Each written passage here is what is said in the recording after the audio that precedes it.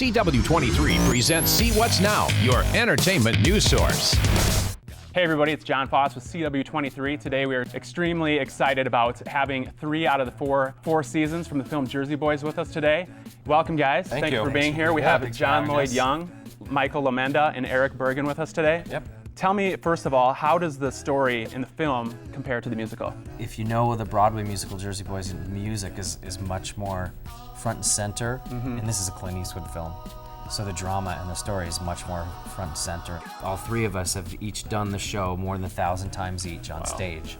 And watching our movie now, this new movie that we're in, it's so interesting to hear the exact lines that we know from the stage, but to see it come off in a completely different way.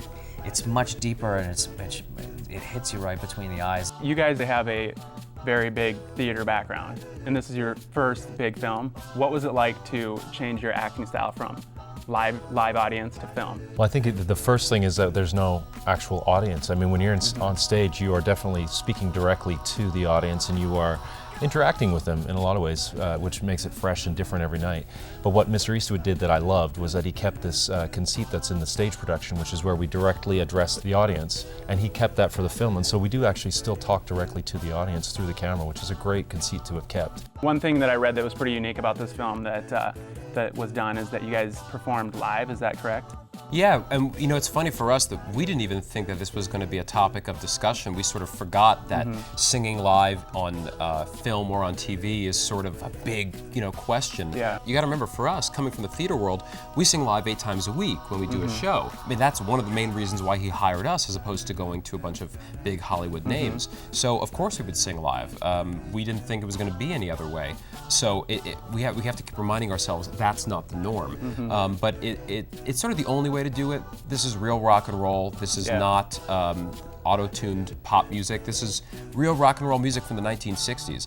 Clint really captured the soul, the raw vibe.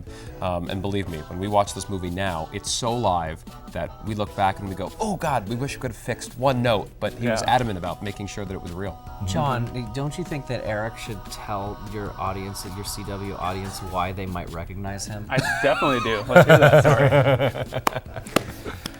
I was so thrilled to play, oh God, what was his name?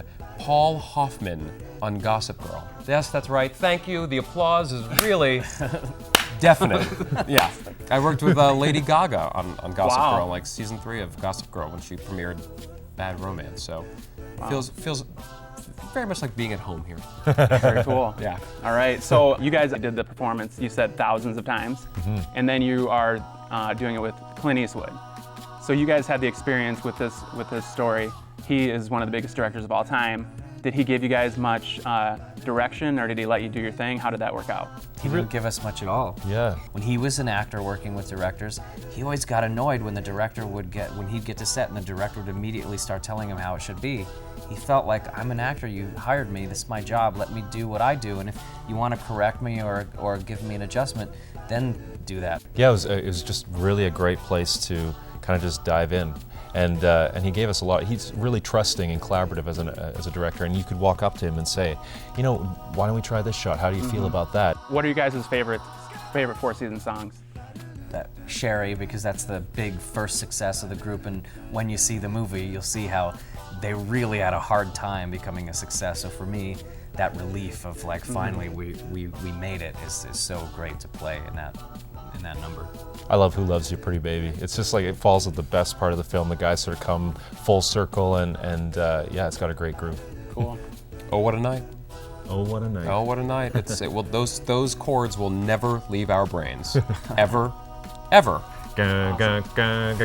We'll be 80, we'll hear those chords and go into the choreography. Very cool. Well, thank you guys for being with us, and don't forget to check out the Jersey Boys. It opens June 20th.